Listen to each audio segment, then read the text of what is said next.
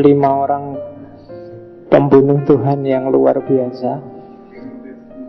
Orang inilah, 5 orang inilah nanti yang menginspirasi banyak filosof selanjutnya untuk jadi ateis, termasuk Heidegger, termasuk Foucault, termasuk Derrida dan kawan-kawan. 5 orang pembunuh Tuhan.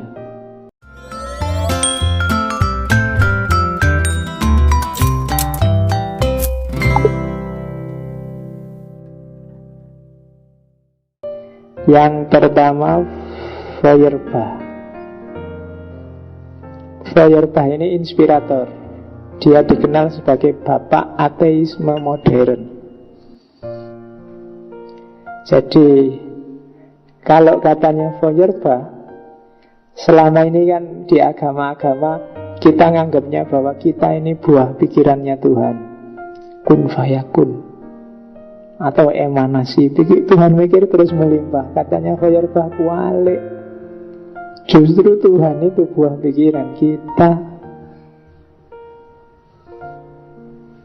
Kenapa begitu? Nah, ini ada katanya Feuerbach, gini loh, manusia itu punya karakter. Kalau dia menghasilkan sesuatu pasti ingin sempurna. Kamu ingin nulis, itu kan karepmu lahir tulisan terbaik, meskipun hasilnya jelek. Yang penting karepmu kan yang terbaik. Kalau kamu masak juga ingin melahirkan masakan paling enak. Kalau kamu bikin teh, ingin melahirkan teh paling dahsyat. Itu cirinya manusia, meskipun hasilnya biasa-biasa aja. Nah, berpikir juga begitu. Manusia berpikir itu juga hasil pikirannya pinginnya pol, dahsyat. Kebaikan juga pingin kebaikan yang puncak. Mikir tentang kebaikan yang puncak. Mikir tentang kasih sayang yang puncak. Mikir pokoknya lama-lama berpikir paling bagus, paling baik, paling indah. Yang paling-paling ini terus seolah-olah jadi sosok sendiri. Padahal itu semua sifat-sifat karakter yang tiap hari kita geluti. Jadi itu semua proyeksi dari kita sendiri. Jadi manusia yang sifat-sifat baik, baik paling pol kayak gimana, sayang paling pol kayak gimana, kreatif paling pol kayak gimana. Lahirlah proyeksi gambaran yang dipolkan sendiri, dipuncakkan sendiri, dan lama-lama dia menjelma Tuhan. Ciptaan pikirannya sangat sempurna sampai akhirnya menungso wedi dhewe. Wah, ini mesti ada zat yang kayak anak kecil itu loh. Jane nggak ada apa-apa, tapi terus ini gelap jangan-jangan ada hantunya, jangan-jangan ada genderuwonya. Meskipun nggak ada apa-apa, dia masuk ke dapur sudah sambil deg-degan, sambil gemeteran. Apa sih yang bikin dia gemeter? Bayangannya sendiri. Genderuwonya nggak ada, hantunya nggak ada. Yang bikin dia gemeter bayangan sendiri, proyeksinya sendiri. Kayak kamu mau ngadep dosen misalnya, itu kan kamu kadang-kadang deg-degan, mikir gimana ya, aku nek skripsi itu dimarahi kalau dikasih catatan. Itu kan kamu deg-degan duluan. Yang bikin deg-degan kan bukan dosen itu, tapi gambaranmu tentang jangan-jangan dosen itu marah, dosen itu kritis. Hal yang sama terjadi dengan manusia tadi yang memproyeksikan sesuatu yang paling baik, sesuatu yang paling tinggi. Lama-lama dianggap punya eksistensi sendiri, terus dia takut sendiri, dan akhirnya disembah. Wah, kalau yang paling baik, yang paling indah, yo harus disembah ini. Akhirnya apa? Manusia terjebak di sini. Dia kehilangan jati dirinya. Dia terasing dari dirinya sendiri. Padahal tadi kasih sayang, kreativitas, kebaikan itu miliknya, tinggal dia realisasikan beres. Sekarang dikasihkan semua ke zat yang dia ciptakan sendiri, yang sekarang bikin dia takut, yang terus dia sembah, dia mintai doa karena dia sempurna. Wah, ini dimintai doa. Itu Feuerbach. Jadi agama itu hanya proyeksi pikirannya manusia sendiri. Nah, Feuerbach nanti disempurnakan oleh Karl Marx. Karl Marx menyempurnakannya bukan apa-apa. Feuerbach benar, Tuhan itu cuma proyeksinya manusia. Hanya Feuerbach lupa, ngapain sih manusia kok kurang kerjaan sampai memproyeksikan Tuhan. Nah, alasan itu yang belum dibahas oleh Feuerbach. Kenapa kok manusia tiba-tiba memproyeksikan Tuhan dalam kehidupannya? Alasannya, katanya Karl Marx, karena dalam kehidupan nyata dia tidak bisa merealisasikan dirinya. Mau kreatif tidak bisa, mau mewujudkan keinginannya untuk berkuasa tidak bisa, mau mewujudkan cita-citanya nggak bisa. Semuanya macet. Maka segala kebaikan, segala kreativitas yang sekarang numpuk di dada diproyeksikan jadi namanya Tuhan. Jadi biang keladinya adalah realitas kehidupan yang diskriminatif. Borjuis proletarnya main. Jadi sebabnya di situ. Agama jadi pelarian. Tidak apa-apa kita kalah sekarang, yang penting besok masuk surga. Tidak apa-apa sekarang kita dijajah, besok kita akan jaya di akhirat. Selalu begitu. Dan ini yang punya kekuasaan main. Biarin aja orang-orang kayak gitu terus. Bila perlu tak sewain kiai sebanyak-banyaknya yang ceramah tentang itu. Karena semakin dia begitu, struktur nggak akan berubah. Aku yang untung, sedang roda di atas akan di atas terus, rodanya nggak muter. Dan itu yang dilakukan oleh para penguasa. Akhirnya apa? Adanya agama, tempat orang melarikan diri, lama-lama dia jadi kontrol sosial yang dipegang oleh kelas penguasa. Oke, oleh karena itu perlu revolusi proletar. Itu Karl Marx kelanjutannya. Tapi intinya itu yang sampai Karl Marx bilang religion is the opiate of mass. Agama adalah candu masyarakat. Kenapa candu? Ya itu tadi, bikin orang terlena, bikin orang lupa, bikin orang gak sadar kalau dia tertindas, bikin orang lupa bahwa itu Tuhan itu kamu sendiri yang bikin karena kemarin tertindas.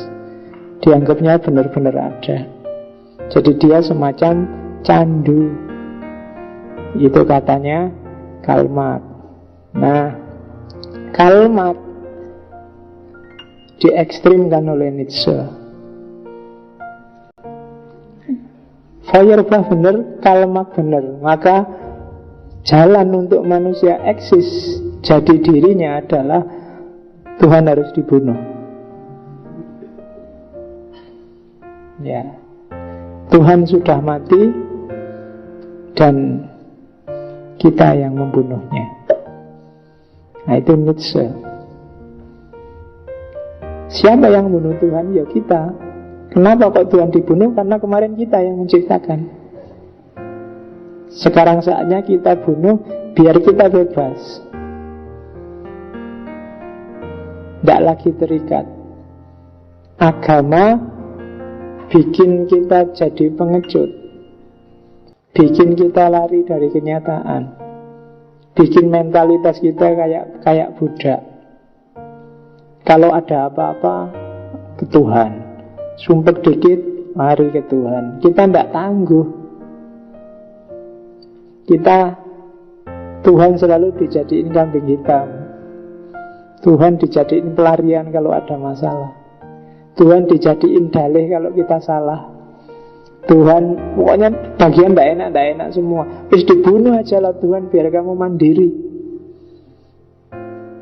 Selama masih ada Tuhan kamu cengeng, kamu pengecut, nggak berani menghadapi masalah. Itu yang dibilang oleh Nietzsche. Saya nggak ngomong Nietzsche benar apa salah, tinggal kamu rasakan hidupmu begitu nggak. Kalau iya, berarti konsepmu tentang Tuhan salah. Bunuh aja Tuhan yang semacam itu. Kalau bahasanya Nietzsche, ganti dengan konsep yang lebih positif, pemahaman yang lebih bagus tentang Tuhan. Kamu boleh bikin kaos Tuhan sudah mati untuk membunuh Tuhanmu yang ternyata bikin kamu kayak budak. Itu yang ada di pikirannya Nietzsche. Kalau Tuhan sudah mati apa? Kita bebas berekspresi. Ya nanti kuncinya di nihilisme itu kan. Semua nilai bisa kita bangun sesuai visi kita. Setiap orang itu sebenarnya punya cita-cita ingin berkuasa. Tergantung ya sesuai besar kecil keinginannya, tapi dia kan ingin menguasai. Cuma terlalu banyak pagar yang dibikin, sehingga kehendak untuk berkuasanya tidak bisa terlampiaskan dengan bebas, sehingga dia terasing dari dirinya sendiri. Maka buanglah semua pagar termasuk Tuhan. Itu Nietzsche. Freud, kalau Freud lihat dari aspek penyakit jiwanya, katanya Freud, agama itu neurosis kolektif dan ilusi infantil. Ya, neurosis itu penyakit jiwa. Neurosis itu orang yang, contohnya gini, neurosis itu misalnya langsung aja ya, yang ada hubungannya dengan agama. Kamu merasa misalnya dari ayat wala taqrabuz zina, jangan dekat-dekat dengan zina. Dengan ayat ini sebenarnya positif sih ayat ini. Cuma gara-gara ayat ini kamu dihantui luar biasa bayanganmu, pokoknya zina, neraka, besok disate kalau berani zina, kalau itu. Akhirnya kamu gak berani ngapa-ngapain. Kamu mau buka internet aja, nanti ada pornografinya, mending gak usah lah. Kalau ada pornografinya, neraka ini urusannya, besok disate di neraka gimana. Nah, itu. Jadi kamu belum ngapa-ngapain sudah gemeteran duluan. Itu neurosis. Gitu loh. Temenmu ngajak jalan-jalan, ayo ada beasiswa gratis, kemana? Amerika. Astagfirullah, Amerika. Amerika kisah bebas. Di sana itu orangnya, kamu gemeteran sendiri sebelum ke sana. Itu neurosis. Ketakutan yang berlebihan hanya gara-gara satu ayat tadi. Itu neurosis. Agama kan sering nyetir kamu jadi kayak gitu, jadi kayak orang sakit jiwa, cuma kolektif, bareng-bareng. Jadi neurosis kolektif itu ya nek di bahasa Jawa kan gendeng bareng-bareng. Jadi ya sumbernya dari mana? Super ego. Norma-norma yang berkembang di sekelilingmu, di sekeliling masyarakat. Super ego itu awalnya ya kalau bahasanya Freud, pembatinan norma-norma ayah. Maksudnya pembatinan lingkungan sekelilingmu. Saya tidak usah cerita di bus kompleknya, kamu nanti malah bingung. Jadi kamu hidup itu kan di-pressure dengan jutaan aturan. Yang namanya super ego. Nggak boleh gini, nggak boleh gitu, nggak boleh gini, kan gitu. Misalnya kamu mau ke Jogja aja, ibumu pesennya bisa banyak. Awas ya Le, jangan keluar malam. Ibu itu kroso loh kalau kamu macam-macam di Jogja itu. Oh itu kan sudah, kamu terpenjara sudah begitu di sini. Mau ngapa-ngapain Pak, keluar malam mau beli di angkringan aja, wah ini ibuku jangan-jangan kroso, ini tidak jadilah. Kamu gak berani benar keluar malam gara-gara pesannya ibumu tadi. Pembatinan norma. Kamu jadi kayak orang sakit jiwa, rasionalitasnya macet. Yang kedua, ilusi infantil. Ilusi kayak anak kecil. Di mana sih ilusi kayak anak kecilnya? Melalui agama, orang kan pingin selamat. Sebenarnya mungkin kuncinya bukan selamatnya atau agamanya, tapi pinginnya itu loh. Keinginanmu itu loh yang jadi masalah. Apa benar agama menyelamatkan? Nggak tahu. Apa benar beriman itu bikin orang di dunia juga selamat? Nggak tahu. Buktinya banyak orang beriman dibantai kayak di Myanmar, kayak di Gaza. Cuma orang itu kalau sudah punya keinginan, sudah punya karep, itu kan di kepalanya bunyi, pokoknya karepku ini pasti terpenuhi atau harus terpenuhi. Kalau terpenuhi pasti baik.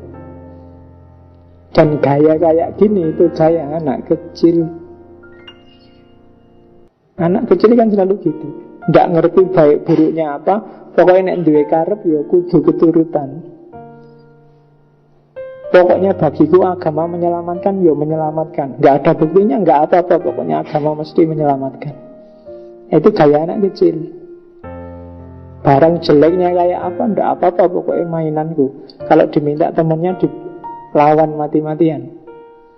Kenapa? Mainanku. Keinginannya harus dipenuhi. Nah itu mental, namanya ilusi infantil.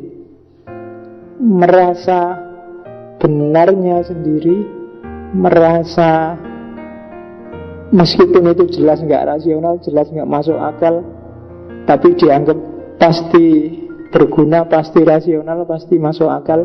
Itu anak-anak. Namanya ilusi infantil.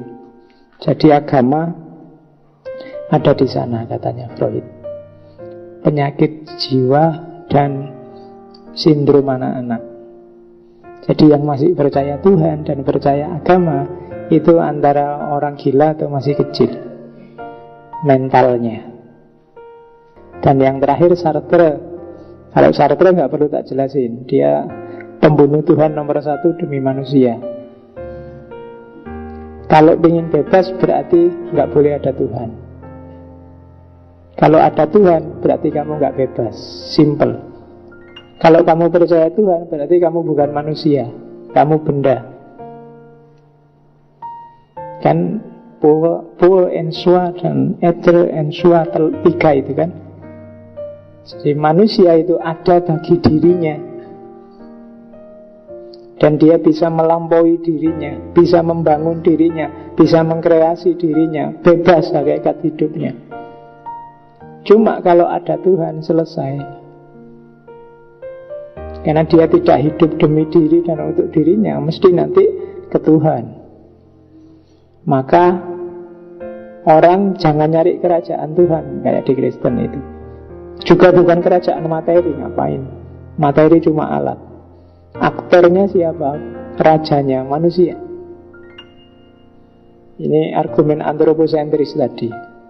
Demi manusia jadi manusia, maka Tuhan harus dibuang. Jadi kalau kamu pengen jadi manusia yang sejati, tidak boleh ada Tuhan. Kalau ada Tuhan ya kamu tidak bebas sejati, free sebagai manusia. Itu katanya Sartre. Oke, sudah ya, berarti sudah kenal 5 pembunuh Tuhan awal modern yang menginspirasi banyak tokoh.